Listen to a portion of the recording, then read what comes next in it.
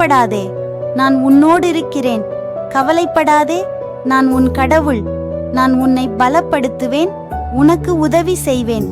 என்னுடைய நீதியான வலது கையால் உன்னை தாங்குவேன்.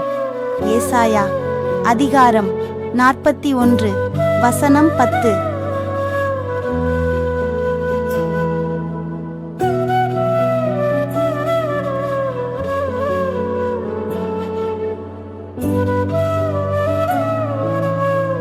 அன்புள்ள ஆண்டவரே, நாங்கள் எப்போதும் உமது குரலை கேட்கிற, உமது கட்டளைகளுக்கு கீழ்ப்படுகிற மனப்பக்குவத்தை எங்களுக்கு தந்தருளும்.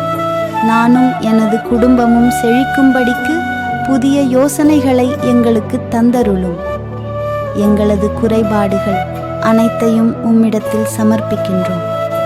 எங்களது வாழ்வின் குறைகள் அனைத்தையும் உமது அருளால் நிறைவாக மாற்றும். நீர் எங்களுக்காக வைத்திருக்கும் ஆசீர்வாதங்கள் அனைத்தையும் பெற்றுக்கொள்ளும்படி என்னை தகுதிப்படுத்தும். ஆமென். இயேசு கிறிஸ்துவின் ஈடு இணையற்ற நாமத்தினாலே உங்களுக்கு இந்த நாள் இனிய நாளாக அமையட்டும்.